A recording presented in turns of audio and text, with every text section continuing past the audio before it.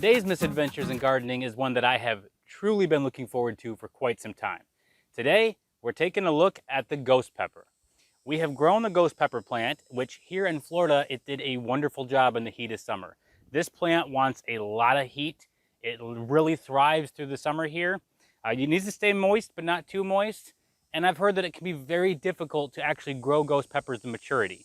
I've read that the first flowers that come from the ghost pepper plant actually are usually not successful and don't grow any peppers. I found that to be true. We had tons of flowers, no ghost peppers. Well, as you can see, we've got a red one down here. I'm going to bring the camera in so you can see a few others. But we've got several different ghost peppers in various stages on this plant. But this ghost pepper is ready. We're going to take a look at how to tell that it's ready. Then we're going to take a look at how to safely harvest it. And finally, how to safely prepare and eat at least a portion of the ghost pepper.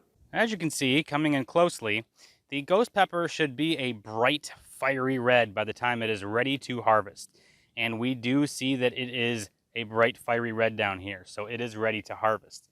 As we take a closer look around, we'll notice that we've got several other ghost peppers in the making. There are a couple right here.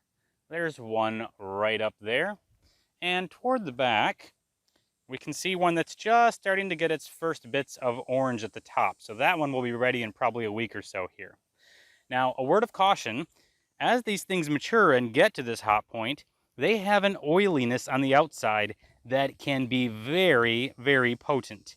You are not advised to handle these or harvest them or prepare them with your bare hands. Getting them on your skin can cause damage in and of itself to the skin, but then transporting that to sensitive areas like your eyes, for example, or, I don't know, other sensitive areas by accident. Yeah, this could become a rather painful situation rather quickly.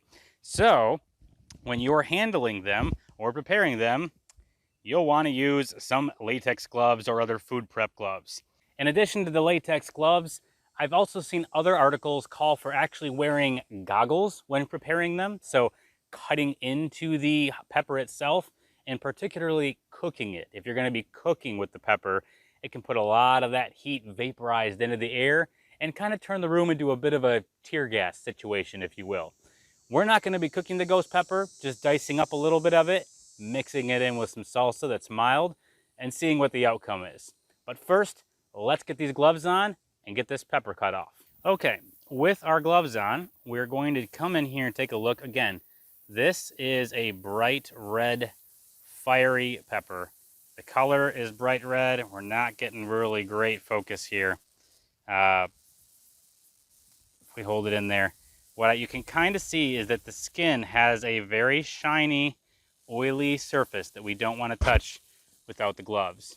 So we'll just cut a little above it, enough to hold the stem, and cut the stem right about there. All right, coming on in here for a closer look, that is our ghost pepper. You'll notice that unlike jalapenos or some of the other more common habaneros, etc., there's less of a symmetric shape here, a lot more of a bumpy and wrinkly shape to them. But what we want to look for is that we have bright red surface, and again, there is some shiny oiliness on the surface here.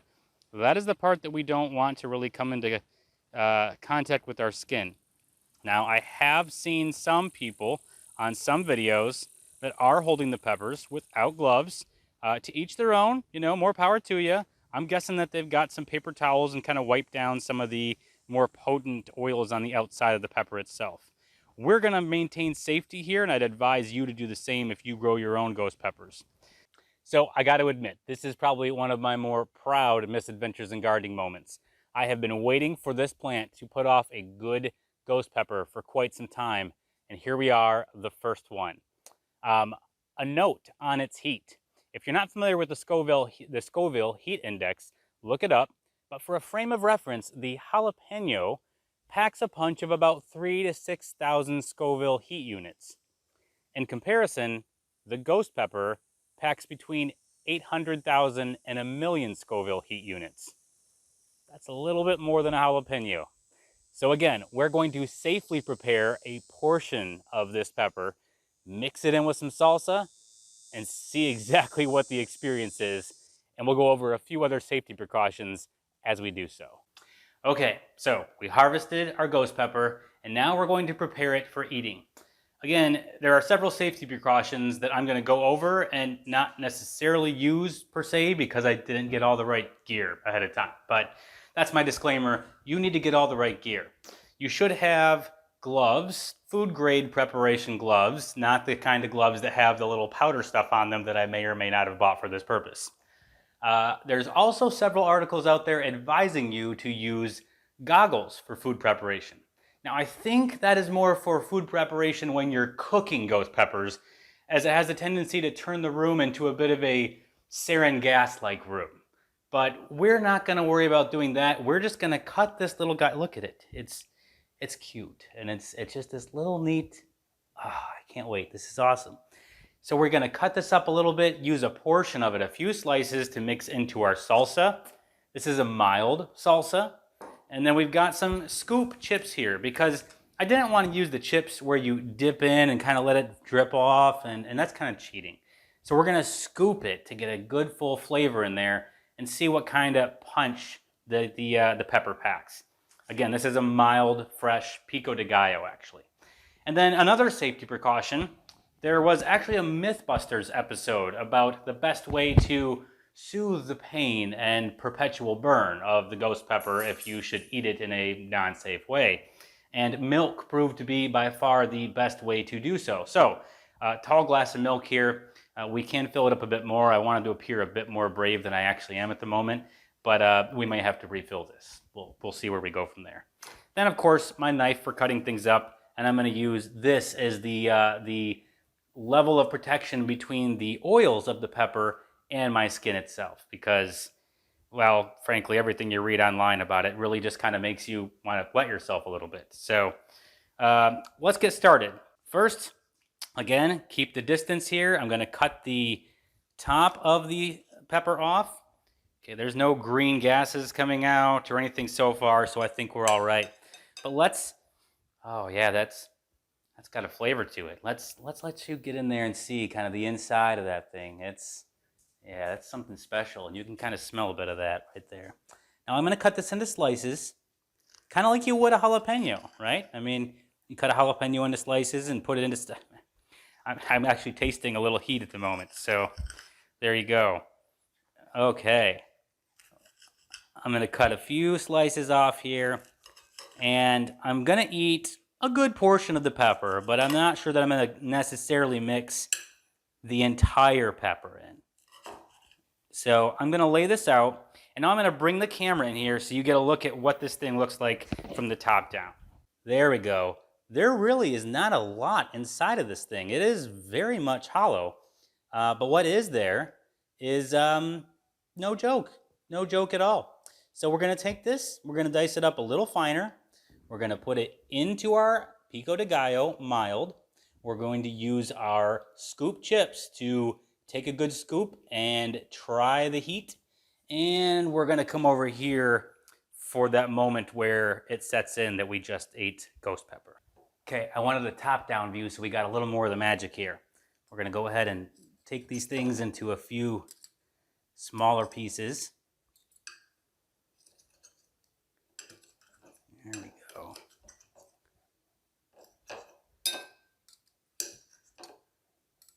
All right. Yeah, you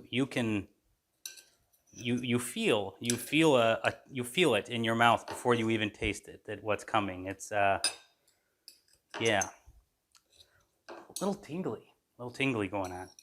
We'll keep these two pieces off to the side. We'll put most of the rest there. Let's go ahead and get our salsa here. And now we will scrape this stuff into our little bowl of salsa.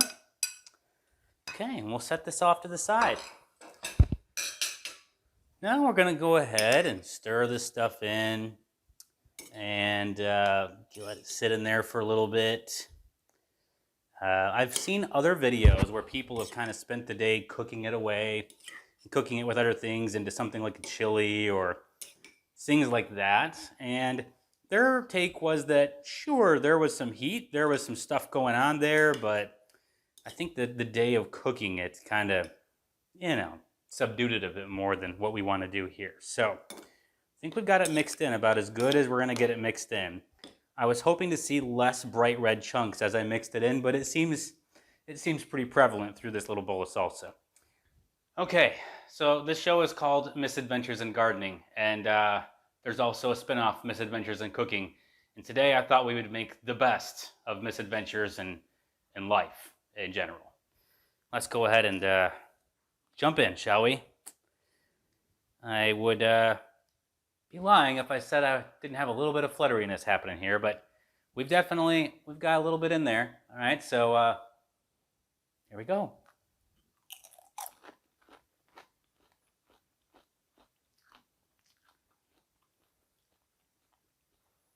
Still standing. Again, they say 3,000 to 6,000 Scoville heat units for jalapeno, 800,000 to 1 million for a ghost pepper. So I'm feeling some of it there. I'm going to let this chip has a hole in it, and we're going to be okay with that for the moment. We're going to go ahead and take a little more scoop.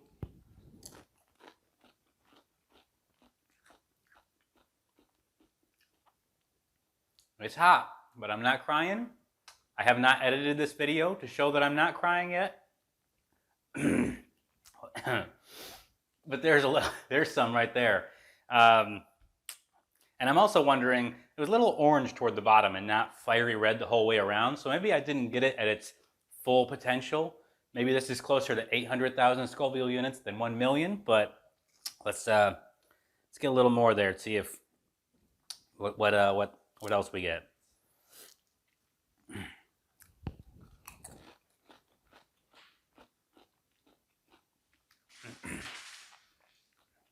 Yeah. Yeah, it's hot. It's very hot. But I think I found my new favorite pepper. I felt that if this made me fall over and need to go to the hospital, then maybe I go back down to habaneros. But this could really change my Thai food and salsa game for good. This is amazing. Thanks for tuning in. Be very careful with your ghost peppers. Use all safety precautions for them. And yeah, enjoy. Awesome stuff. Be safe. See you on the next Misadventures in Gardening. So one thing I'll call out really quick. You can see my face is a little flushed, a little red. After eating the whole bowl of it and enjoying it and realizing this packs a whole lot of heat, but maybe not quite as bad as I thought it would be, the burn really sticks with you and kind of activates a little after the fact. So second glass of milk going down now.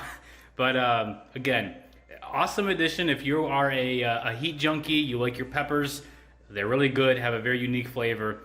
Definitely be safe with them though. They're no joke. Don't just dig into them with your hands. Be careful when preparing them. Thanks again. We'll see you on the next Misadventures in Gardening.